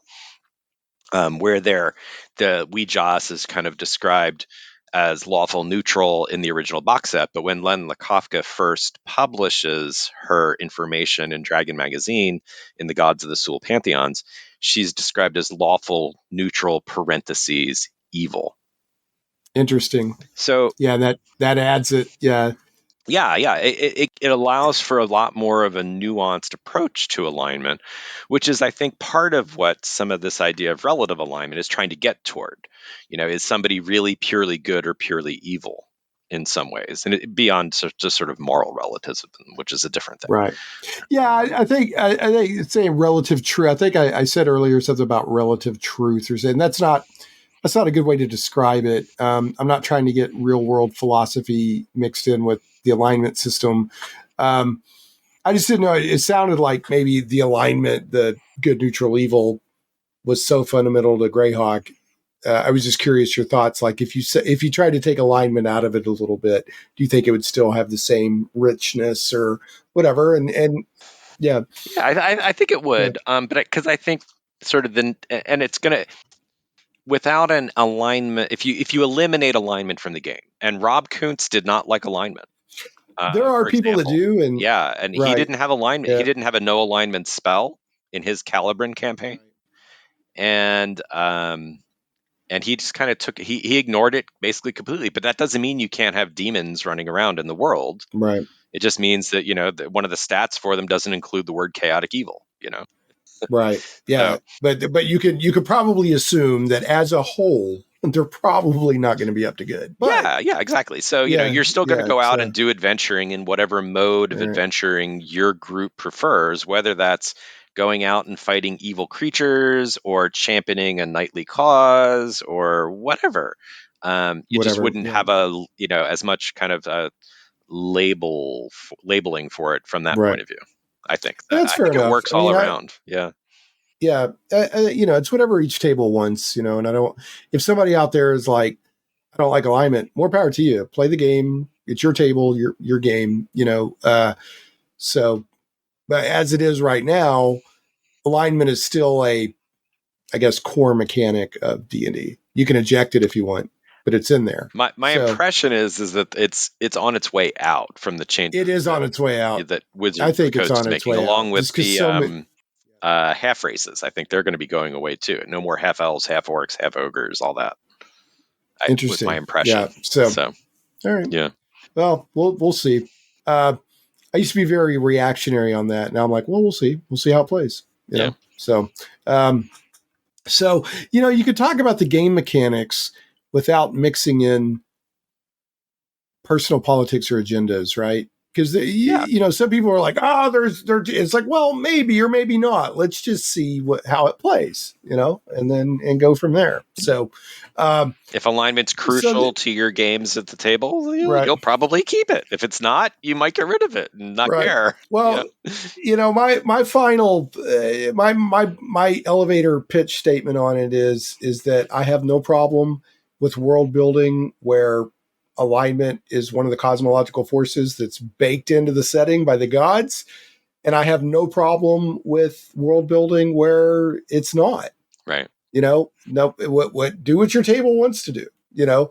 If I'm going to world build, I'm probably going to have alignment just because I'm so used to it and played with it so long. And I think it's fun to say, well, my character's neutral good, and then you go off doing a bunch of evil stuff, and your DM's like, now you said you were neutral good, right? So there might be repercussions to that. So exactly. But that's my personal style of play. So well, and I think from a mechanics point of view, there are character classes where alignment matters in how the character class is defined. A druid in first edition D&D is defined as a true neutral. You're right. Caster, nature priest. Because nature is neutral, yeah, right? So yeah, exactly. Yeah, but right. in third edition, druids, if I remember right, could be neutral good, neutral evil. They might even have been able to be lawful neutral, chaotic neutral. As long as there's a flavor of as long as there's some flavor of neutral, similar to the way bards are defined in first edition. Thieves in first edition D&D can't be lawful. They can be any neutral alignment and any chaotic alignment, but they can't be lawful. It can't be lawful. Well, because if you're following the law, you're not going to steal. So, yeah. So paladins obviously have to be lawful good. Blah blah blah. But again, you can change all that too. If you've got a paladin for every alignment, because that's the way your cosmology works, then Right. you've got chaotic Well, evil you and do have paladin. champions of evil, Exactly. and you do have champions of nature. Yep. And this and that, and the later editions have mixed that around a little bit on the paladins. Agreed. So, And I think some of that's really fun to play with. Yeah, in the Monday night game, I play with Bill Sylvie, the Dungeon Delver, who runs an old school first edition game set in Greyhawk. I'm playing a Lawful Good Paladin of Weejoss, who in Greyhawk is the goddess of death and magic, and her alignment is, like we kind of talked a little bit about earlier, it's lawful neutral with evil tendencies, essentially. But she's worshipped by any lawfully aligned character, and she has sects of clerics who are lawful good, lawful neutral, and lawful evil, right. which is fun to explore in a game. So I thought it was fun to play a paladin of her. Speaking of paladins and lawful good, I mean, I'll joke around as much as an expert. Like Lawful Good's Lawful Stupid, because they're always the ones that are hampering the party's plans, right? No, you cannot you can't torture the goblin, right? We can't just poison all the giants in the steading, which is what somebody in our group was suggesting the other day. Yeah, it's like no, we can't. Yeah. So you can. So here's the only thing I'll say on that. I don't play a lot of Lawful Good characters. I have usually in one shots. It doesn't have to be lawful stupid. Just because you're committed to an ideal doesn't mean you're an idiot. Exactly. It just means that you're gonna find a way to live in a harsh world by an ideal. You're going to stick to your ideal. You're going to say this ideal is worth living for. And so for the people out there that are playing lawful good characters and making a word, good for you. Yeah. Yeah. It's a fun challenge. Yeah. It's a challenge, right? It's every alignment has its own appeal. I usually end up playing chaotic good or neutral good characters is what I usually end up playing. I've played a lot of neutral good, neutral, and probably chaotic good characters as my kind of main PCs. But when you're dungeon master, you play all alignments. So right, you have no choice. Yeah. So, all right. Well, we're already at almost an hour and a half, so I want to steer us to a close here. Wonderful conversation. I mean, there's so much more we could get into. I want to end this on. You sent me a link to a blog post you did from early 2023. And the name of the blog post, I'll link this in the show notes at shameplays.com, or you can just search or go to grodog at blogspot.com. Grodog is Allan's online nickname, grodog. Yeah. Yeah. And the name of the blog post is Why Greyhawk in 2023, Grodog's Thoughts. It's from January 8th, 2023. And there's a lot of good stuff in here. We could really do a podcast episode just going through this blog post, which I'm not going to try to do. But I do want people to go check it out. But your three main things that you pointed to is that the three things that you love about Greyhawk are: one, Greyhawk can be a sandbox campaign setting, which I know we've already touched on that a little bit, but I really want to touch on that again. I think it's a strength of the setting that it's already there, but there's plenty of room for you to fill in a lot of blanks, or to create blanks to fill in. You'd be, hey, nobody detailed that 30 miles. I'm going to do that. Exactly. So, and then again, a lot of these descriptions of the countries, the duchies, or this or that, sometimes they're only one or two paragraphs long. There's plenty of room to go in there and do what you want. Now, if they say this kingdom is ruled by Eos, I mean, if you just want to retcon that and change it for whatever, or you could have you could say somebody came along and defeated Eos. I don't know. But the point is, you could do that with any campaign setting. But I guess the point I'm making it is an established setting with a lot of history, but you have a lot of wiggle room to go in there and world build yourself. Did you want to add anything to that? Yeah, and I think this also is kind of talked to a little bit in this Nitescreed essay, the Grey and the Hawk too. Greyhawk gives you that starting point, and it gives as a framework to play within, but it's not so defined and restrictive that you can't run with it, change it, hack it, make it your own in any number of different ways. So and that can be an open sandbox. It could be you're going to play a set of adventure paths based on the classic modules. It could be you're going to import stuff in from third-party products or from other settings. Greyhawk can kind of accommodate it all from that point of view. So yeah, I mean, I think it's that's definitely one of the strengths for it from my point of view. And there's a lot you can leverage to help you get into the setting or explore the setting if you get really excited about a particular region or era of history or whatever. And one of the interesting things about Greyhawk's publishing history is that with all these different sort of eras of publishing history, the setting changes, and you can kind of pick and choose things from that to use in any version of Greyhawk you want. So if you really like the idea of Greyhawk from second edition Great Kingdom, and the nobles have been turned into undead, enslaved to the will of Ivid, the Overking, and maybe there's you really think that's awesome. You can have a group of characters who are trying to free the nobles or reverse these effects or whatever. You know what I want? I want this like cross-planar. I want Fae. What's the name of this? The kingdom of the what is it? Of which? Sorry. Oh, the Great Kingdom? The one, yeah, the great, where they're all undead. Yeah. I want Fae versus the Great Kingdom. That's what I want. Because Fae is, you probably remember from Forgotten Realms, is ruled by liches, basically. And, okay. And it's very, everybody's very subjugated. So I want to see this huge war between the Great Kingdom and Fae. Or you could take some of the ideas from the Red Wizards of Fae and use that to structure what these liches' capabilities are, or whatever. I mean, right. Yeah. So, all right.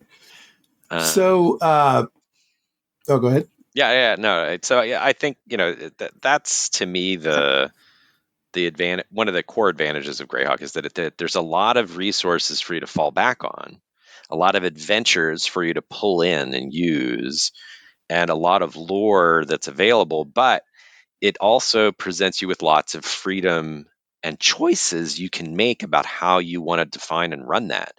Just because you have these different conflicts between the eras and the canon and stuff like that. So item number 2 of 3 from your blog here. Remember, folks, we're looking at his blog, is Why Greyhawk in 2023, Grodog's Thoughts. Just search for that or go to shameplays.com and you'll find the show notes. Your second item was Greyhawk is a place of adventure, inspiration, and expansion. So, somebody could come along and say, well, that could be any setting. So what it is about Greyhawk that you think especially lends itself? Yeah, so this is one of the things I think that's kind of, on the one hand, it's something any good dungeon master does. On the other hand, I think it's something that is a particular feature in the best adventures designed by Gary Gygax and Rob Kuntz. So if you think of sort of one of Gary's kind of iconic introductory modules, the Keep on the Borderlands, the characters are in the keep or at the keep, whatever, and they're going to go defeat the monsters at the Caves of Chaos.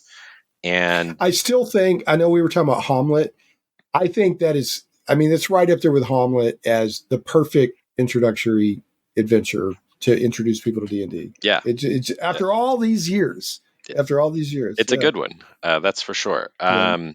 And in both of those adventures, to one degree or another, but Gary lays a framework for adventuring here in the dungeon, and he gives you hints and areas that kind of force you as a dungeon master to design around what's next.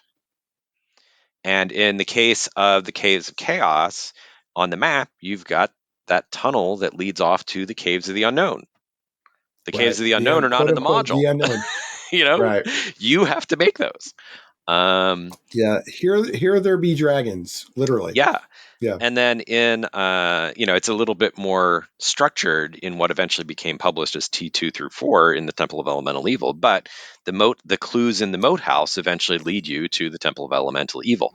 If you don't have the Temple of Elemental Evil because you only had T1 Village of Hamlet when it was published, and it wasn't published for, the sequel wasn't published for 6 more years, you have to make up the Temple of Elemental Evil. Well, that you have to make it up is part of the core structure of what Rob and Gary present in their modules in many ways that other designers don't do this as much.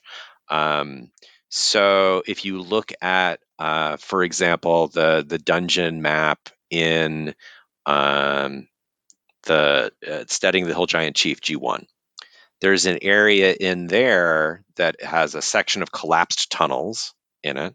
If you dig through rubble and get into that section, you can find this weird temple there that kind of aligns with the Temple of Evil Chaos from B2. So that's kind of interesting from a lore point of view. But going off the edge of the map is another collapsed tunnel, which gives you room to explore and add another dungeon level or expand the dungeon level beyond what's there originally.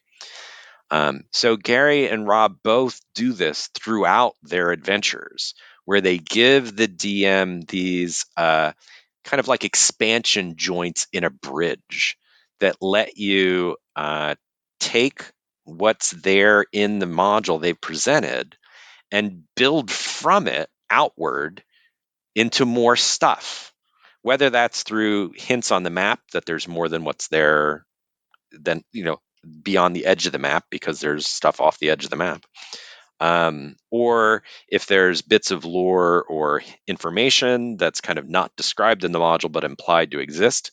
If you think about the Droic underworld from G3 and D1 through 3, the zone of the adventures is that little diagonal line that runs up across the page, but all those other areas are there waiting for you as a DM to fill them in, or for your players to veer off in some direction you weren't planning on. And, you've got to figure out what's in this weird hex that's not on the map. Yeah, it's like, oh, hold on a second. It's like, hey, what's over there? You know what? Time for break. Smoke break, everybody. Yep. We'll figure that out frantically next scribbling. Yeah. He's like, that's a good place to stop. Yeah. So, speaking to filling it in or whatever, if I remember right, in Search of the Unknown, B1, wasn't that kind of only half fleshed out on purpose to encourage the DM to kind of fill stuff in, if I remember right? Yeah, exactly. So we don't know what happened to Rogan and Zeligar. They went off and disappeared, fighting a barbarian horde or whatever it was, and never came back. But B1 has this exact same setup too, because it describes in the introduction to B1 and on the original cover, the mono version of the adventure, on the back cover, you can see Rogan and Zeligar's tower rising up out of this forested area. And the module describes this tower existing above the dungeon itself. Well, there's no tower in that dungeon. But the players could obviously, there's a tower there. Maybe we should check that out. And that again encourages you as a dungeon master to create that, assuming your players notice it and you bring it out and play. Rob Kuntz does the same thing with some of the kind of the mythology he lays down in his Mar Castle adventures, and in their sort of first edition incarnation, Mordenkainen's Fantastic Adventure. In there, there's this tapestry that depicts a scene that's kind of a visual riddle in many ways, that is alluded to as the lost city of the elders, which is an entire adventure environment that Rob had available for the players of the Greyhawk campaign, that kind of gets alluded to and mentioned in that adventure and in the Garden of the Plantmaster adventure Rob published later, and in parts of the Mar Castle series later in Dungeon Magazine. But the Lost City of the Elders doesn't exist in a published form, so if you don't have access to Rob's manuscripts, your players, or if they want to go there, you've got to make it up. Right. And there's some people that just, I know a lot of people that, they love homebrew. They get excited about that. Like, they love making that stuff up. Yeah. I don't mind it. I've done it before.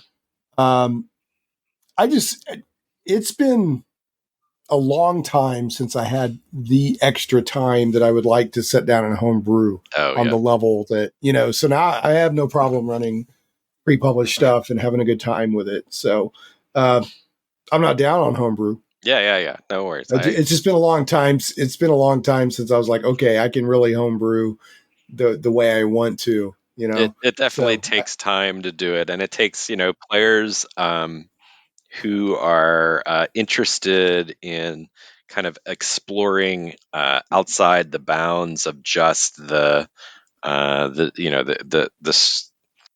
circumscribed boundaries of a module storyline, too.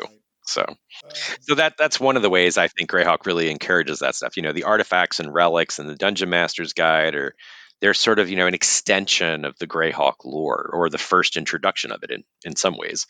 And that's just another way of kind of playing within the sandbox of Greyhawk, and also kind of filling in the gaps and homebrewing accordingly. So we're back for the listeners. It's a brief moment for Allan. He just went through about a 10-minute internet outage. I don't know. You said fireworks were blowing up. Yeah, the Kansas. We're recording this as the Super. That's the big D&D nerds we're sitting here talking about Greyhawk while the Super Bowl's been going on tonight. So, and fireworks were going up. Yeah, fireworks were going off, and then the router went out, and I don't know. But we're back now. So, so before we go, we were talking a little bit about this idea of Greyhawk being expandable, and I think we got cut out in part where I was talking about how, the adventures by Gary and Rob, in particular, give you these. They almost demand that you expand them to include these other areas that they either defined for you or allowed for the expansion. They tease you with them by teasing you with lore information and stuff, and those could take the form of areas on maps that are not defined but are actually present on the maps, like the Caves of the Unknown in the Keep on the Borderlands adventure, or it might be this lore information in Rob's adventures around the Lost City of the Elders in WG5 Mordenkainen's Fantastic Adventure. And that's alluded to in several of other of Rob's publications over the years, and such. But they give you these hooks to have the players kind of, if the players latch into it and are excited by this, you can then follow up on that and continue their exploration into the Caves of the Unknown, or into the Droic underworld off the path of the modules D1 through D3, et cetera, et cetera. Does Greyhawk? Yeah, Greyhawk has an Underdark. It has the Underdark. It does. Yeah, Greyhawk has the original Underdark. The original Underdark, right? Yeah, it's before the term Underdark existed. So I kind of, when I use the term Underdark, I usually kind of think of it contextually in the Dungeoneer's Survival Guide, where the term was first published. And then it was very much adopted as sort of the standard term in the Forgotten Realms. So I think of Underdark as sort of a Forgotten Realms term, even though it's not really either. But in my head, that's kind of the way I think of it. So I kind of talk, when I talk about the Droic underworld, I mean Greyhawk's Underdark, because that's the way I think of it. Right. Yeah, the Droic Yeah. Well, I will say this. I mean, the Underdark, as originally conceived and for many decades, was just a dark place that you had to have a light source and this and that, and there were creatures that lived under there, and that had dark vision. They've really, in the Forgotten Realms, Out of the Abyss, the adventure kind of expanded the Underdark and made it it's still super evil and deadly in many ways, but they made it kind of a place of beauty and all these wonders to behold. But it's still very dark and it's evil. They leaned into like luminous fungi and crystal formations and all this, and I was actually kind of impressed. Gary's initial conception of it from the D3 adventure. It's like this dark, unseelie court in many ways, but underground instead of in fairy. Right. Okay. Yeah, that's a good way to put it. Yeah. All right. So there's a good place for adventure, inspiration, expansion, expandable, etc. And then your third point from your blog post was that Greyhawk's fan community helps to keep the spirit of Greyhawk alive and relevant to today's gamers. So what are your kind of thoughts on that, or do you want to add on to that? Yeah, I mean, all of TSR's settings have their fan bases. Sure. And I'm sure there are probably examples of the dedicatedness that I'm more familiar with from the Greyhawk setting in other setting fan bases as well. Like I know, for example, there's a Candlekeep website that has a lot of Forgotten Realms lore there, for as one example. I'm not as deeply familiar with many of the other settings that TSR published, but Greyhawk may have the distinction of having been saved by its fans in many ways. Well, you said they were pushing for the comeback. They were pushing for the comeback in the 1990s, and TSR brought Greyhawk back, and Wizards of the Coast continued that by making Greyhawk the default setting with third edition starting in the year 1999. That's a pretty big deal that they made it the default. Yeah, and that was driven. Forgotten that. Yeah, that was driven by the fan community's kind of vociferous support for Greyhawk, and then a number of the fans in Greyhawk became part of the official publishing team, writing, designing Greyhawk in that late 2E era. So Eric Mona was originally a fan and founder of the Oerth Journal fanzine, which is one of several fanzines that exist for Greyhawk. And Eric Mona is now, I don't think he's the president, but he's the publisher or maybe he's the president. I don't remember. He's very high up there at Paizo Publishing, along with Lisa Stevens, who was the brand manager for Greyhawk back in that time frame. And it was through Lisa and her, sharing of information with the fan base that we knew that Greyhawk was not canceled by TSR because it wasn't selling well. This was sort of a point of contention among fans back in the 90s, because they were like, oh, the Forgotten Realms, is the place to be. It's where everything gets published. Greyhawk doesn't compare. That's why it got canceled. Some fans would say that at the time. Right. And it's not, the data that Lisa shared as the publisher was like, nope, Greyhawk was selling almost as well as the Forgotten Realms, and it was closed for other business reasons as a setting and dropped because they were trying to focus more on the realms and drive revenue into one product line. They wanted to choose one IP and go for it. Exactly. Because TSR and Wizards of the Coast for decades have been leaning into multimedia from their perspective. We want novels, we want games, we want movies, we want TV shows, we want, and you have to have an IP. To be able to You have do to have an that. IP to do that with, right? So, And TSR certainly didn't have the expertise to be able to manage that kind of brand focused approach in many ways compared to like what's been done since under Wizards of the Coast's tenure.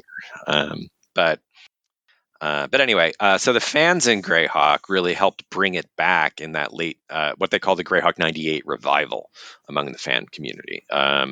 When in the era of the 25th anniversary of D&D, and then that led to the publication of several source books and adventures, and kind of the last hurrah of Greyhawk under TSR's stewardship.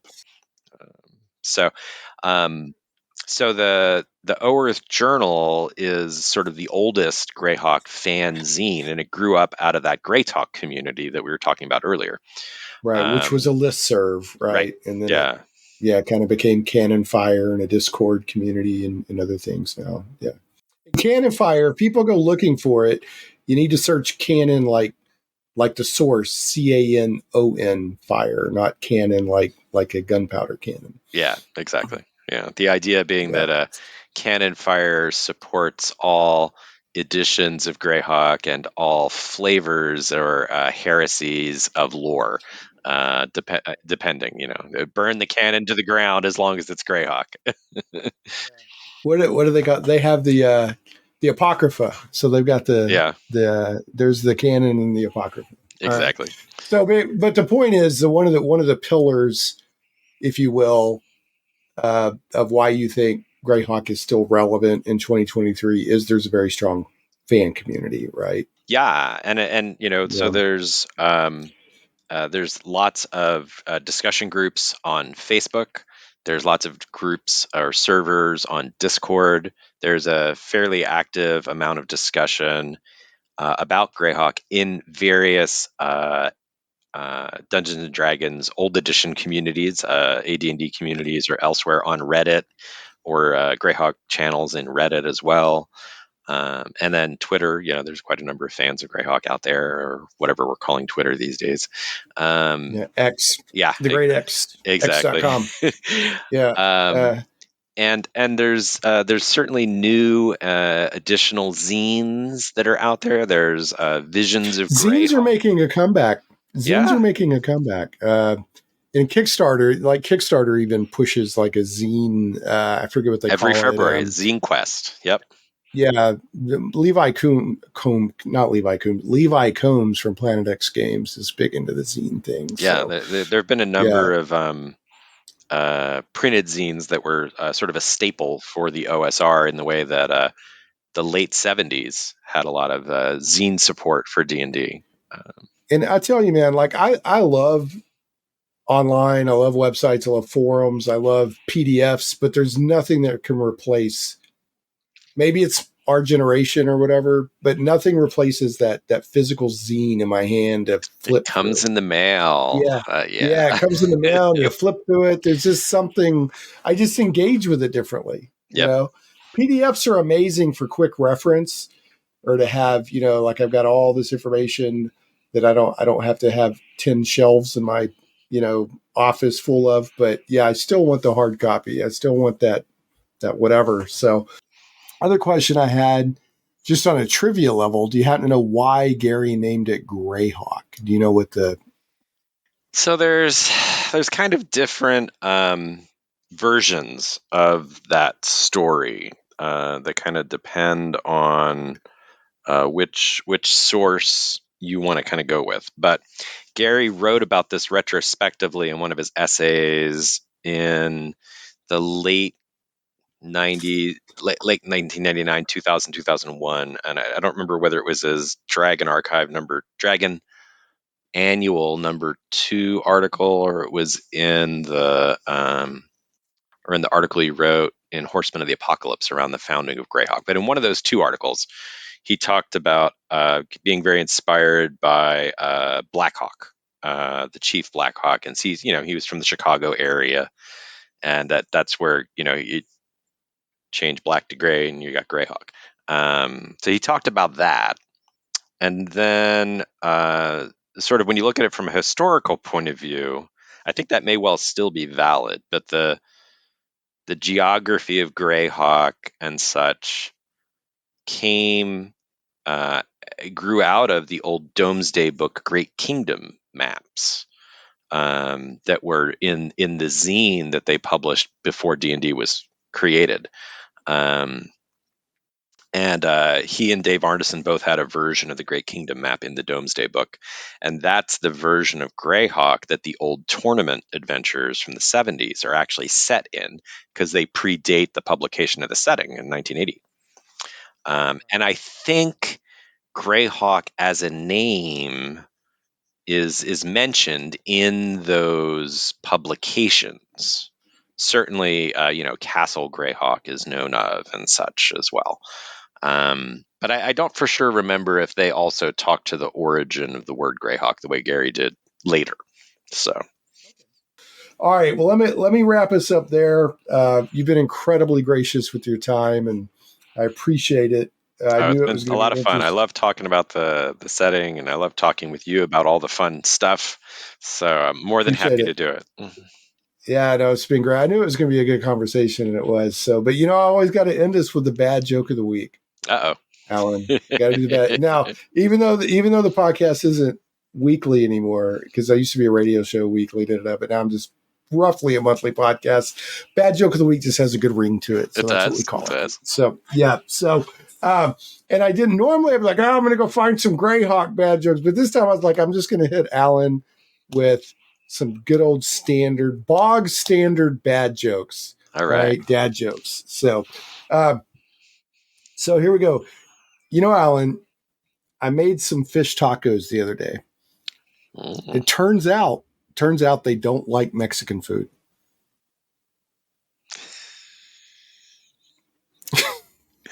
Okay. Did the other shoe drop on that one yet? I think not. I'm still pondering. I made some fish tacos the other day. Oh, turns out they don't like Mexican food. Yeah, I got it now. I was thinking, okay, they wouldn't like being Mexican food because they're part of the taco. Yeah. Because I was thinking fish tacos. Yeah. No, those ungrateful fish. I cooked them tacos and they snubbed them. Oh, that's great. They snubbed my tacos. And it was on Tuesday too. All right. That's a bad deal. All right. Why is Peter Pan always flying? I don't know, Shane. Why is Peter Pan always flying? That's because he never lands. Nice. Now, Gary would like that one. That's a good Gary pun. Is that a good Gary? Well, I like that joke because it never grows old. Well done. Well done. There you go. All right. Anyway, so that's the bad joke of the week. We've been talking with Allan T. Grohe Jr., a.k.a. Grodog, about his love for Greyhawk and a lot of other just fun D&D talk in there and everything. Folks, go to the show notes, shaneplays.com. I'll have links to some of the stuff we talked about. But at the very least, if you don't do that, go to grodog.blogspot.com. Great Scott, blogspot.com. And there's a post on there from January 2023 called Why Greyhawk in 2023, Grodog's Thoughts. Go check it out. And, hopefully this is, even if this didn't kind of entice you to go play in Greyhawk, I hope that you at least maybe learn some more about D&D history. So, which is one of my favorite pet subjects. So I'm a bit of an armchair scholar. I thought I knew a lot. And then the past few years, I keep running into people like Alan that I'm like, I know nothing.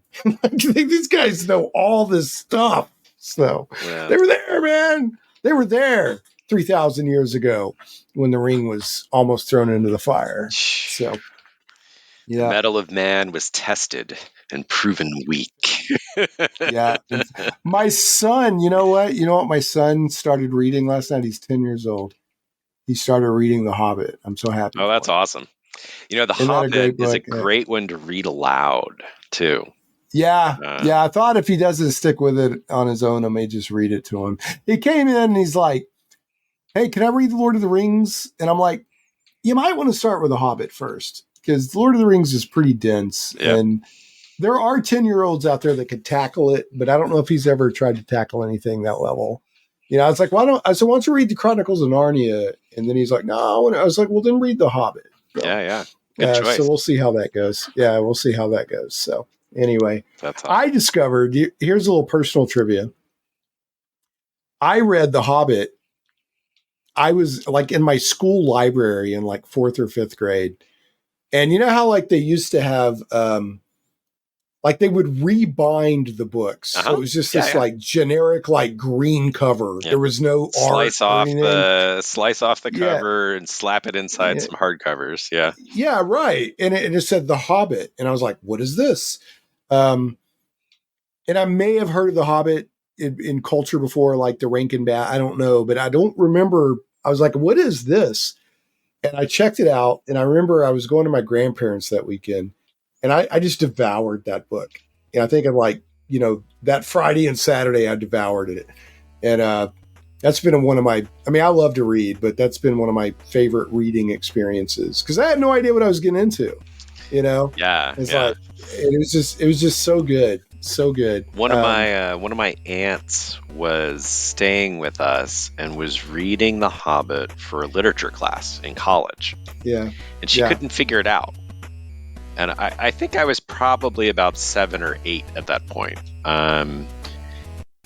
It might have been 6 or 7 because I think it was before I'd started playing D&D. So she gave it to me and said, "Here, you read this and tell me how all this fits together." So that was my introduction to The Hobbit. You're like 6 or 7. Yeah. And you're breaking down a literature class novel. That's great. So I think it's safe to assume that young Allan was bright. I think you're a bright child. I love reading, that's for sure. Yeah, so. Yeah. I've always been a voracious reader. I love reading, so it's been one of my great pleasures in life. So, all right, well, I'm going to wrap this up. Thanks so much again for your time. You bet, Shane. We will see you around, talk to you, all that good stuff, and everybody else. We'll catch you next time on Shane Plays. Thanks so much for listening to Shane Plays Geek Talk. I certainly hope you enjoyed this journey into the things we love. For your convenience, show notes with helpful links for each episode can always be found at shaneplays.com. You can catch the podcast in several places, including on the blog at shaneplays.com, iTunes, Google Play Music, Stitcher, Podbean, Amazon Music, Verbal, YouTube, and more. If you like what you hear and would like to support Shane Plays Geek Talk, you can do so for as little as $1 per episode on Patreon at patreon.com/ShanePlays. Thanks again for listening, and we'll see you next time. Stay geeky, my friends.